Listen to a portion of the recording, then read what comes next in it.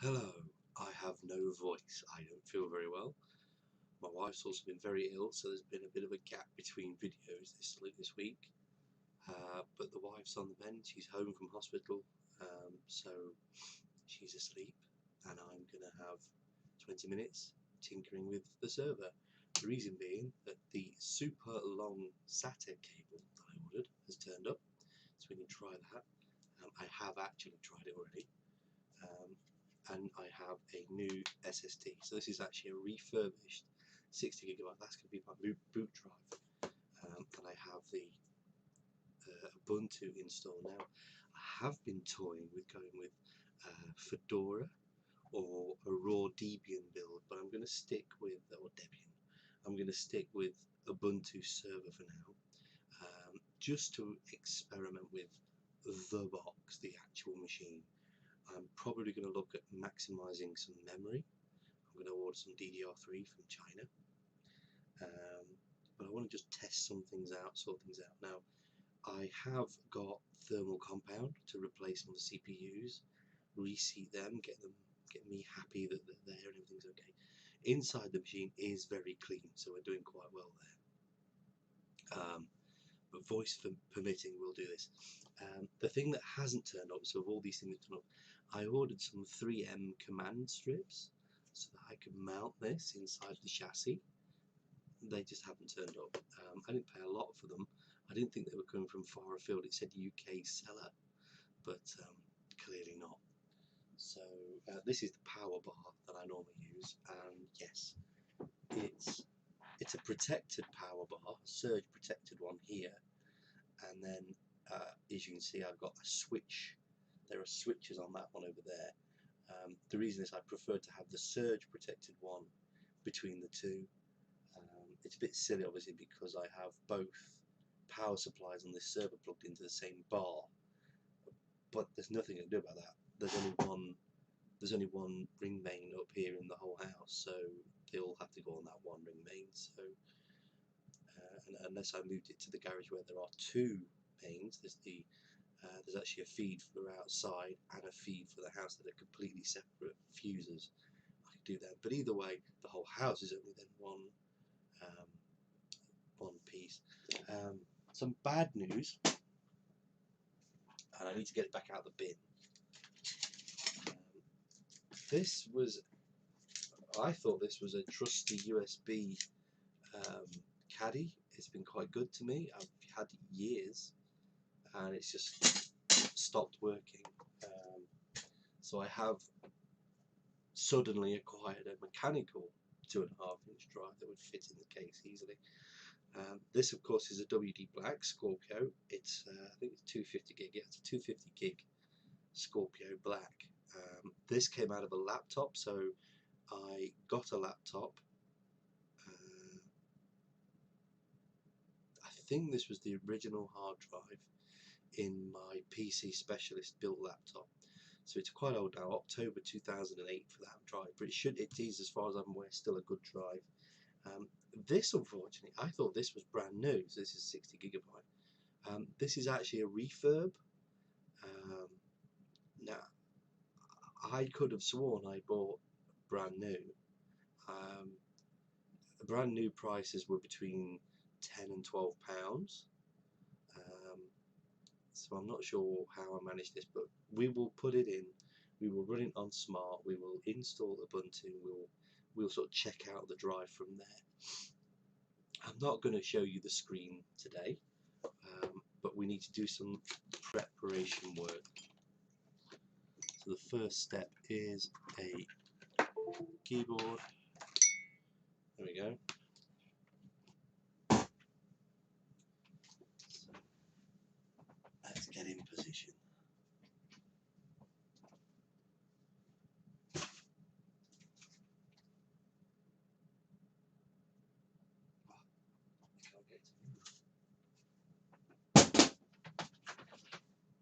This, by the way, this is where it's going to eventually go. This is actually quite a tall gap. I need to just work that out. It's been a bit stubborn right now. I have to leave one in just for earthing purposes.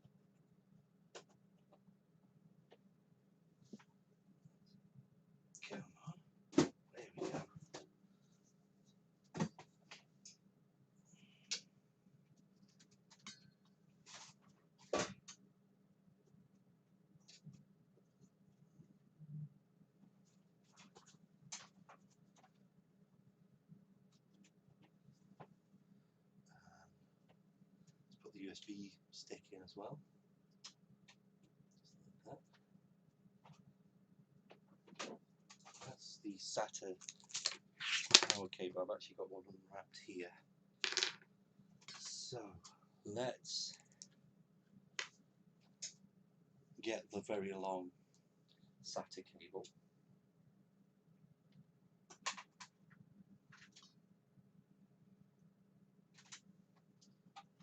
Feed it through this bulkhead here. And into position there. So that's the first position. And the second one, I'll try and feed it through this already pretty full bulkhead here. If I can see, it is sticking through. I just need to get the angle right.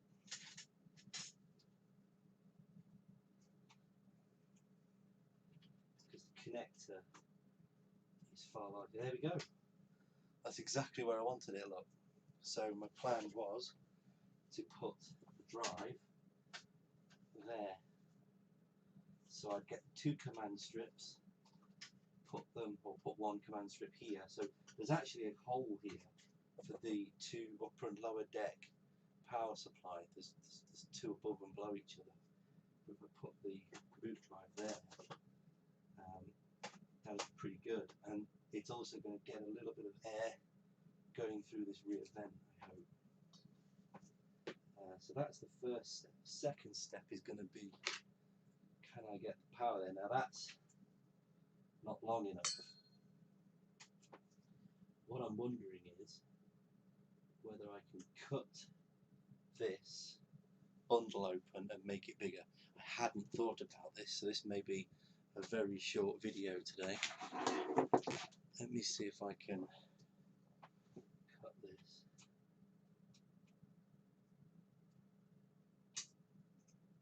Not easily. I wish I had a pair of snips, to be honest.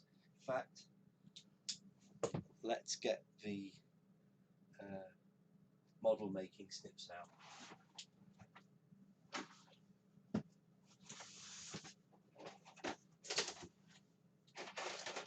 Here's the model, the sprue cutters. There we go. It's out of there. We put these away.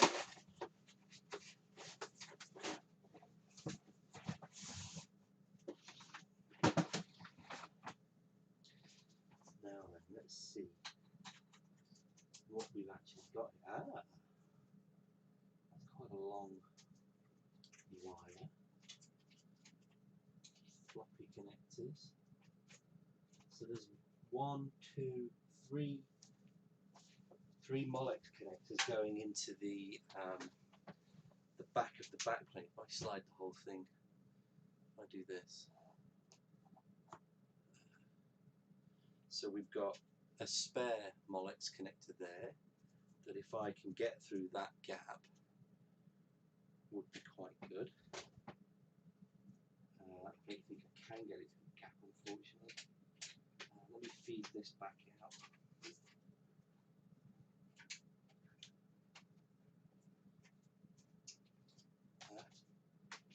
Let's see if I can get it.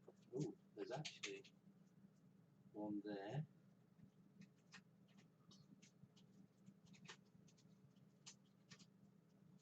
So there are three Molex. So that one's the closest one. Will it go through?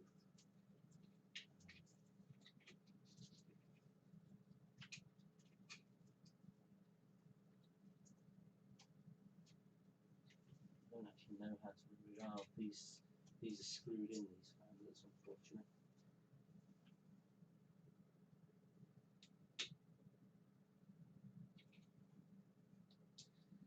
See, the more I see this, the more it looks like a standard ATX power supply to me. So the more I think I can change it.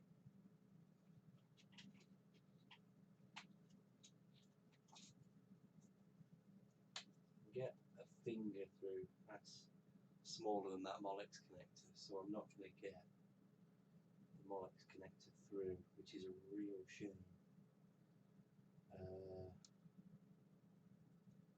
I could cut and recrimp those, but I don't really want to do that. I've already got crimping there, you see, so I'd like the wire. I'd like that wire there.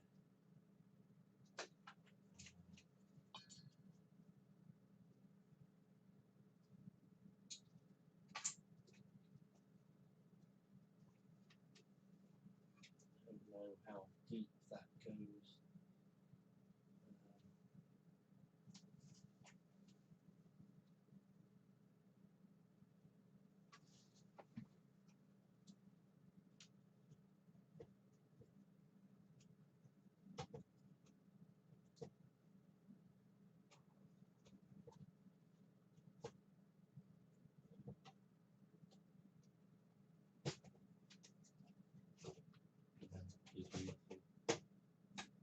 Gives me nothing but headaches.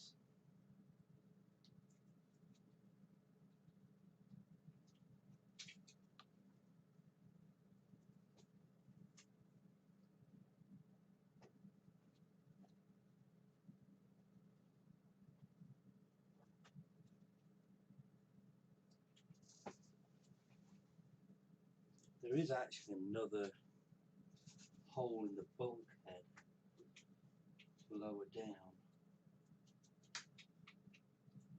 Will a Molex go through that?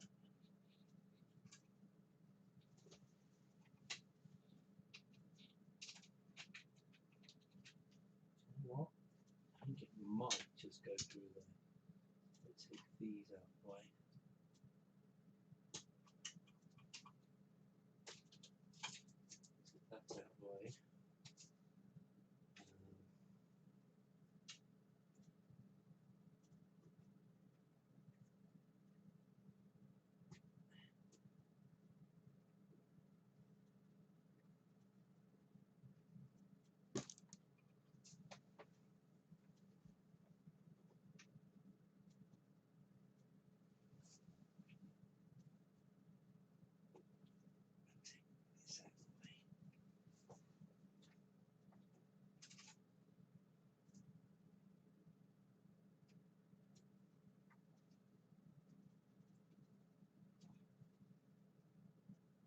Absolutely no give in this.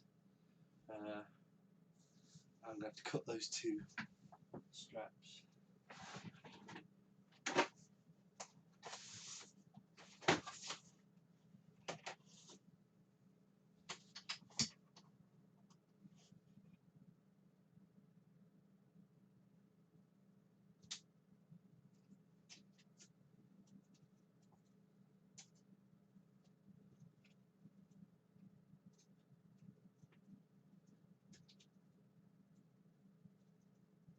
There's actually a USB header here.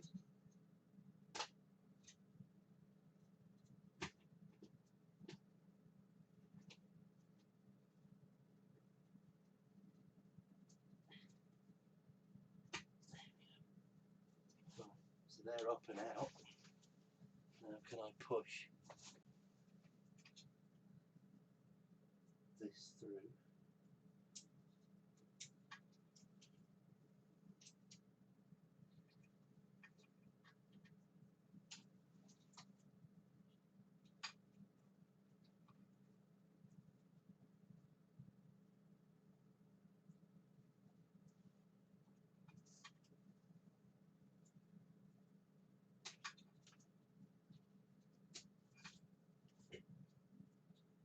Don't.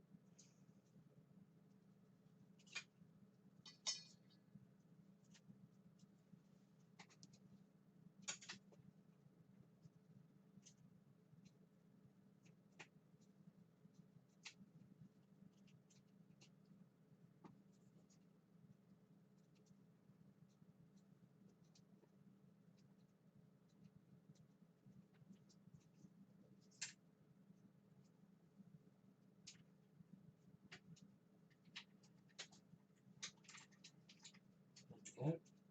So that is now through to there. That can connect from there. So let's have power. Now let's put these all back. So let's put the ATX power back on. The second CPU power back on. Now that USB header.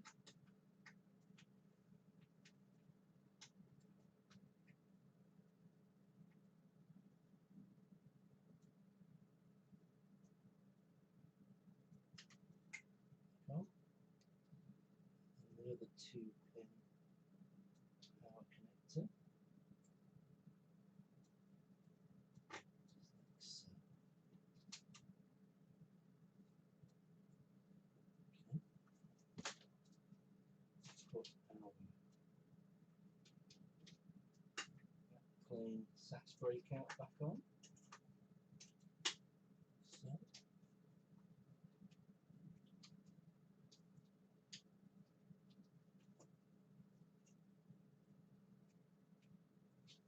Now we've got SATA over here.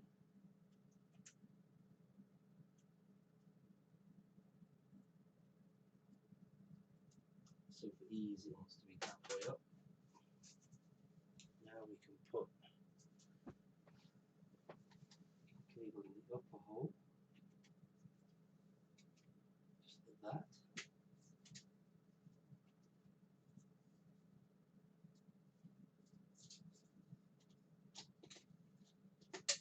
Didn't know they came out. Let's put there. That is actually, I don't know if you can see it. You can't see it, can you? Let me show you this. I think we've got a hack here. Bit of a hardware hack. Get something to lift it up. So you see the hard drive, okay? There's a bolt just there, and the drive sits with the combined angle of the cable and the bolt stands upright. So already a winner for kind of semi-securing it. Put that out of the way. Just broke my lovely keyboard.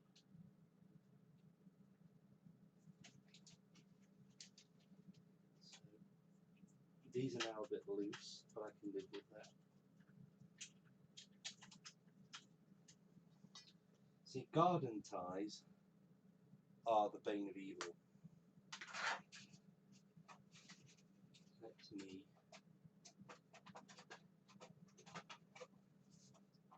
shroud things back up.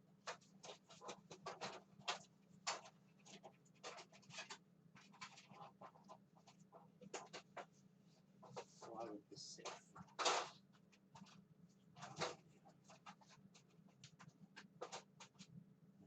Okay, so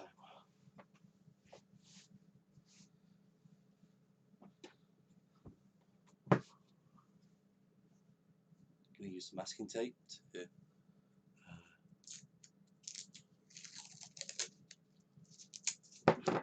stick down the intrusion sensor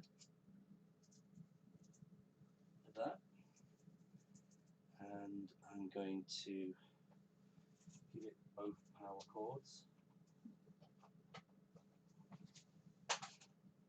Okay, falling in again.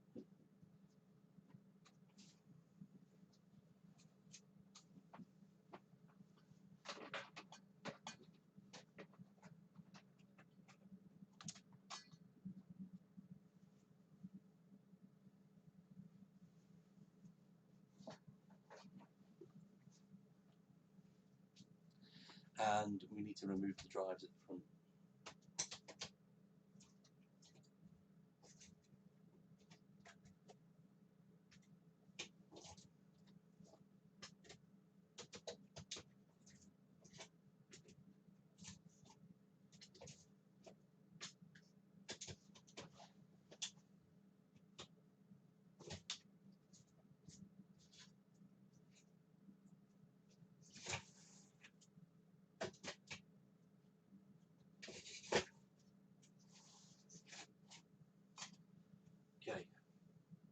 zippers away.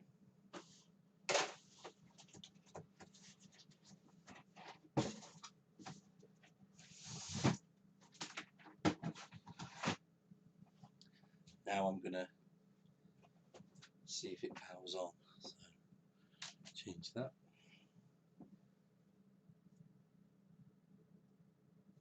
No power now.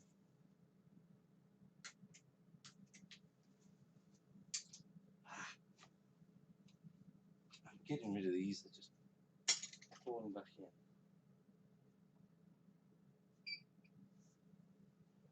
Okay, you've got reds along the back, nothing down there. So.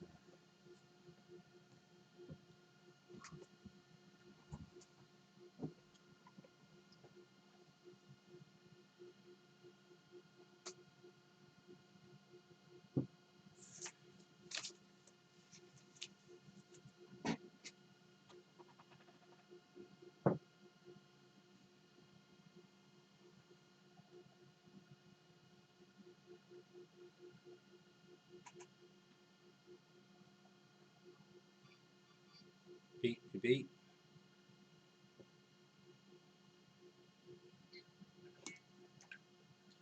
Got nothing on the screen over here. Let me check. The VGA is connected. It says it is.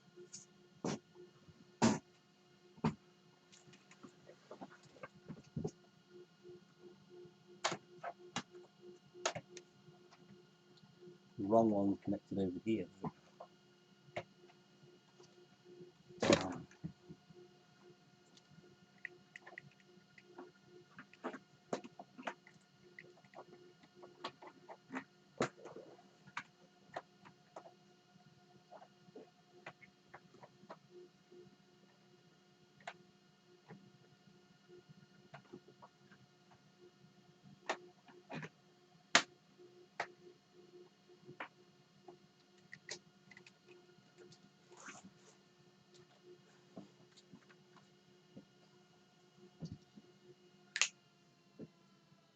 Okay, I will turn on the screen cam for you to see what's going off. So let me make a tower of things to see. That, I don't know quite what's. Oh, that's the main light above me. Sorry about that. So no active partition, it says on that hard drive. I'm hoping this boots the USB.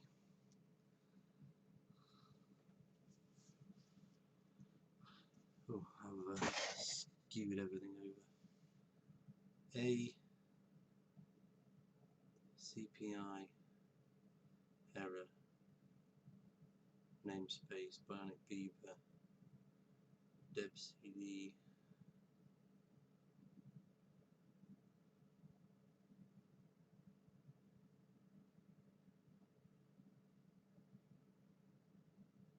You can't see it very well. Let me kill that for now. So that's the server running. It's quiet.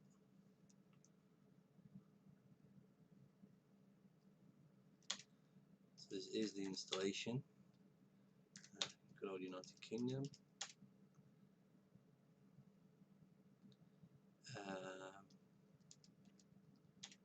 Create a bond with all of them. Bond is disabled. Enslaved bond, so we can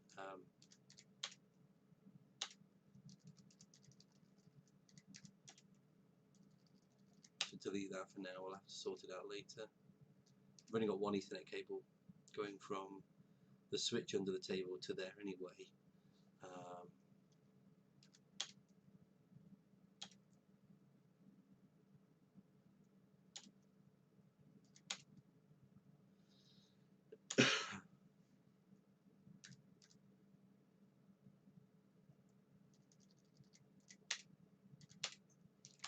I'll reboot because I don't trust that now. It's done something strange. Have a drink. My voice is killing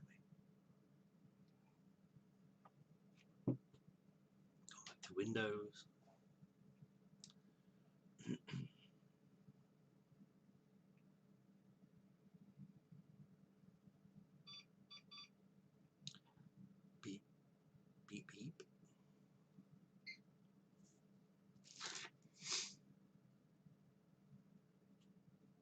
So yeah, we've got two in here. There are two E5 class Xeons, and I'm gonna look at going up the scale. I'm gonna look at two. If the multiples hit two 2670s to give me 24 cores in the box, and I'm going to go. So there are 32 gigabytes of RAM in there at the moment. These are 4 gig sticks, I guess. So yeah, 8, 16, 32 total. So I actually look at, they're a matching set of RAM. I think it was fully populated at some point, but when it was sold to me, it was sold. Excuse me, it was sold with less RAM.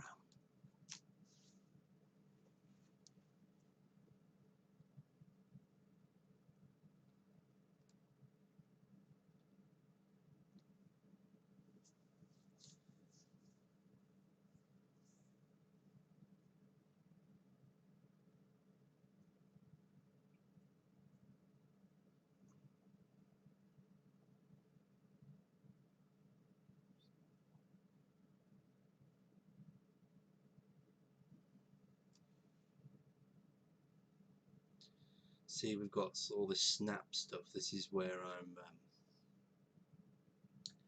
really thinking about leaving Ubuntu. It's been my go-to distro for a long time, 10 years. Probably as long as there's been an Ubuntu, to be honest. But I think it's losing its way. There we go. It's auto-detected at least one IP address now. It's got 71. Don't need a proxy. Just need to use the things. Use the entire disk. Kingston, 60 gigabyte local disk. Done. Continue. My name is Zealous. The server's name is Silver. Pick a name. Zealous. Choose password. Will be a password. If I can type it. I must have typed that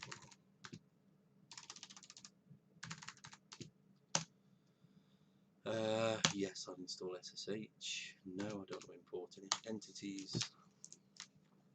I want nothing from this list. I want nothing. I just want to test the disk installation. So we'll let disk install, and then we will. I'll smart it. I will run smart. I will just let it do its thing.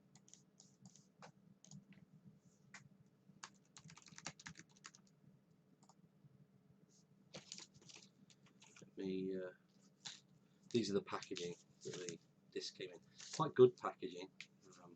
For a 60 gigabyte refurb disc, it came in an anti-static bag and a protective thing, and it was a tenner. So,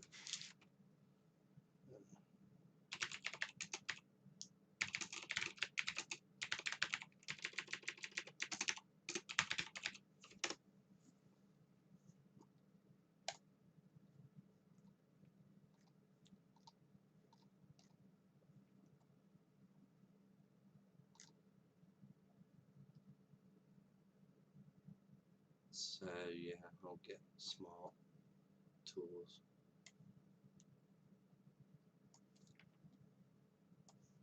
Installed when we can. Tell you what we'll do right now is I will make the server itself smaller, and I will make the text bigger, and I will move myself to float up there. So live edit because it saves me playing around. This is in perfect focus, obviously. It's just this horrible camera. But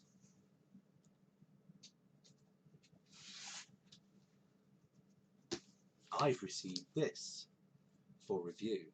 It is an F&F concept camera stand, and what I'm hoping to do is that camera, this one here, that looks quite nice, this has got a proper mounting screw.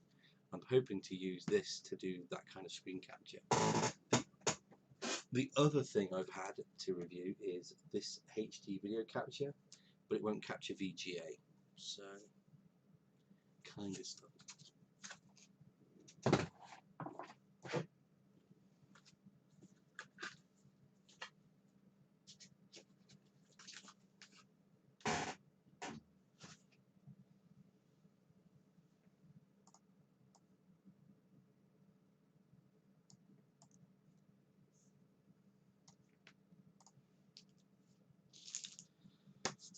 Joy of installing installers.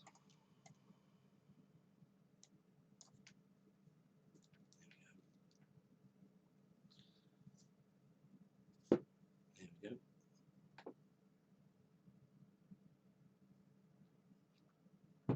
When it says installing updates, I will skip and reboot.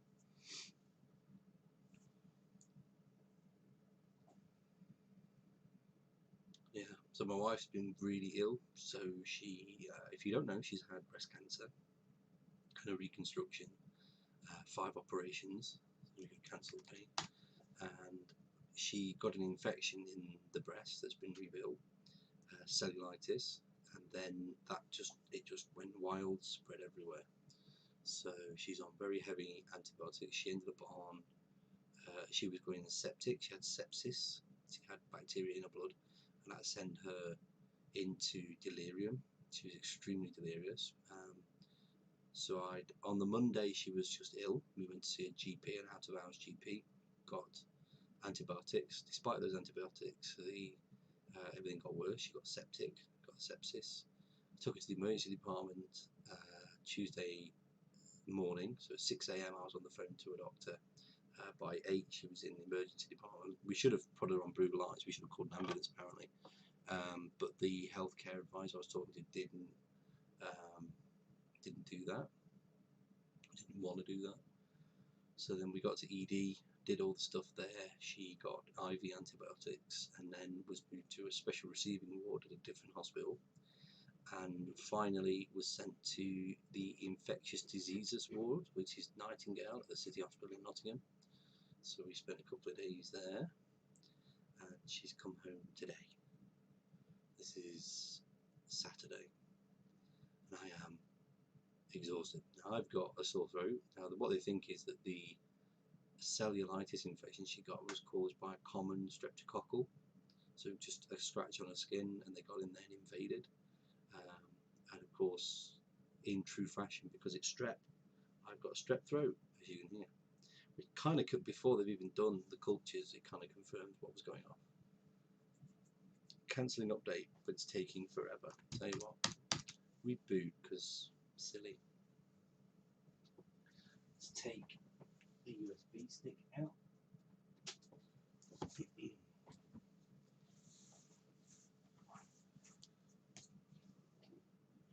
So I've got the USB stick here now. Let's see. Silly Ubuntu, silly install, silly stuff. Will it even boot? It won't boot, I'll just power it off.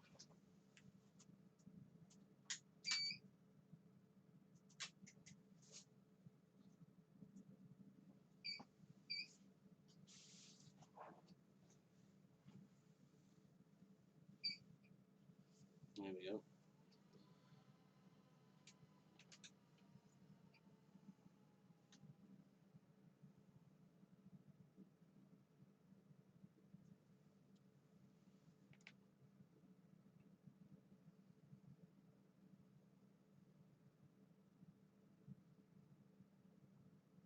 So I can see the boot code, which you can't. We're currently code 79.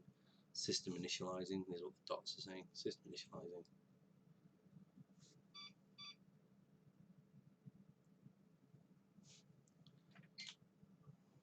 LSI Corp stuff now.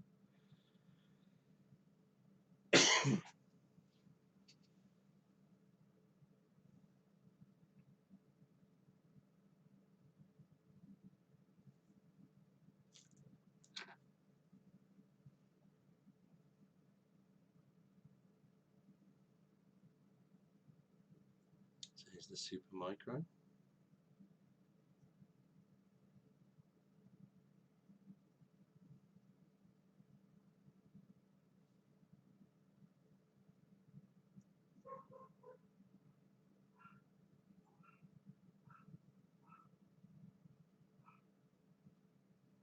Doesn't seem to want to boot me. Code 92. Oh no.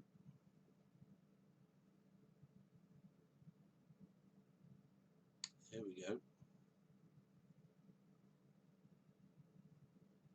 Fans have ramped up a little bit.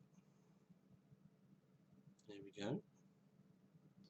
So that's Ubuntu doing its thing. Now, even though I told it to quit the install update, you know, it's the cloud in it. What is all this stuff? And that's the end of this video now. I need to go check what's going off downstairs with barking dogs. So, jump cut. My cancelling the update utterly destroyed the install. So I've actually put the USB stick in, reinstalled everything, rebooted now, we're ready to rock. This is the junk that Ubuntu server now puts on the screen. I am seriously thinking of going to a pure Debian build now. So everything is obviously, we're logged on, and I'm going to install, I believe, the Smart Tools. So if I clear sudo apt install, and it's I think it is libata smart. Is that? No. Is it dash bin? Yes. Brain melt moment.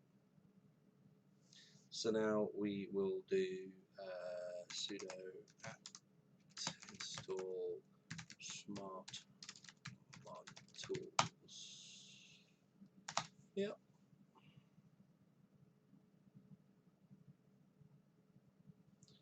Okay.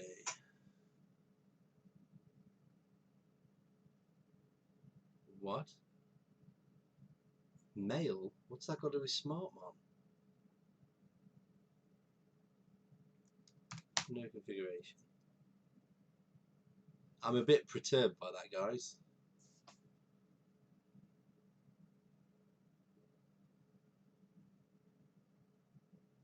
I don't know. The other weirdness I've got in is that if you see the bottom of the VGA is actually off the bottom of the screen. It's really strangely off the bottom of the screen.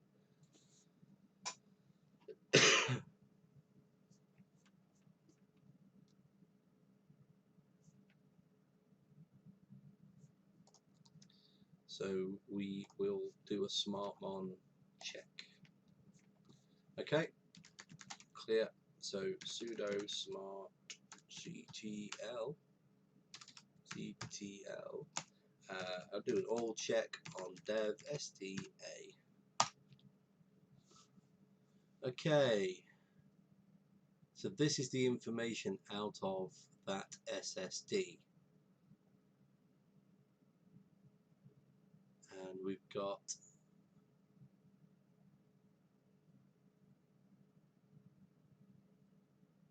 well, some worrying information actually. So we've got old age, we've got pre-fail,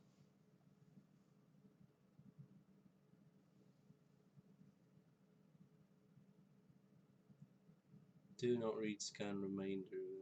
Okay, let's do error only. See, I can't read the bottom of the screen, so we go back up, et all, and it is -- quiet mode equals errors only. No errors. Okay, so sudo sk dump dev sda.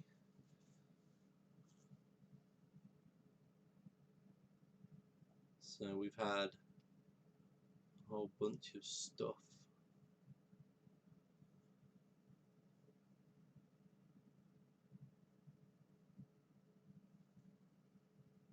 Overall status good.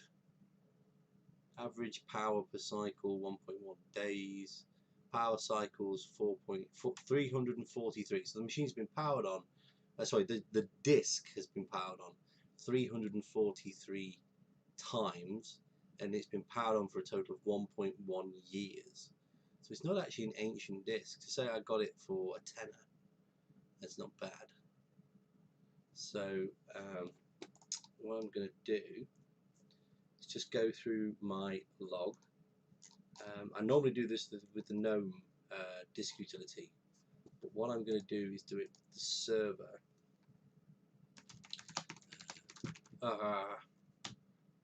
Wrong machine.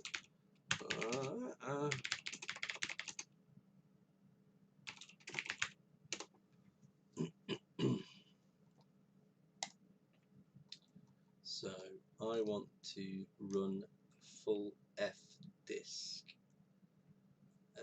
to see what's going on. Sudo fdisk-l. So we have a single drive. It's normally set up, it's BIOS boot, it's a Linux file system. That's all completely normal to me. If I just, there you go, Linux file, this damn camera doesn't want to go down.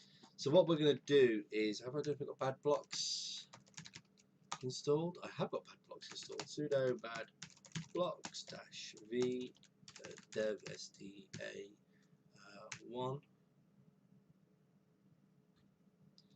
and we will put that to bad SDA1 text. No bad blocks, and we will do the same for 2. But I'll have to clear because I just can't read the half off screen stuff. SDA2, SDA2. So it's checking for bad blocks. That's what bad blocks is doing for us. So I ran sudo bad blocks -v dev SDA2 and I piped it into the, well, not piped, but directed it to the bad blocks text file. And it's just checking for bad blocks in the 59 million blocks that it's got. 58 million. Yeah, just shy of 58.6 million blocks. So, there's obviously the only indication anything's going off if I point you to this screen here. As you can see down there, there is a hard drive light here when the internal hard drive is being used. When the bay disks are being used, the bays themselves light up. So we're going to, over time, scan all of those disks when we put them in. I'm going to put them in order, and I'm going to write down the serial number of the disk. I'm going to write down which drive letter it gets. It should be STB, STC, as we put, and we'll do it 1 per reboot. So I have got a joyous evening of many reboots. So 3, 6, 9, 12 reboots to do. We will enjoy this. I am going to think about which Linux distro to go to rather than Ubuntu because of this horrible kind of situation. I'm also thinking swap this camera for this camera, just because. Yeah, I'll leave this here and see what bad blocks we get, if any. So there's the end of the blocks. I've been doing stuff for the last 2 hours. The machine's just been doing this. So we've got 0 bad blocks, 0 problems, read-only tests were done, pass completed. So the disk seems good. The server has been stable for all that time. I think this is pretty much how I'm going to mount it. So I'm going to put the lid on.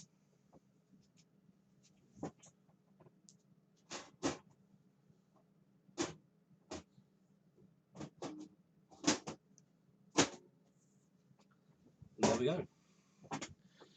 I will endeavour to edit this little snippet lot together.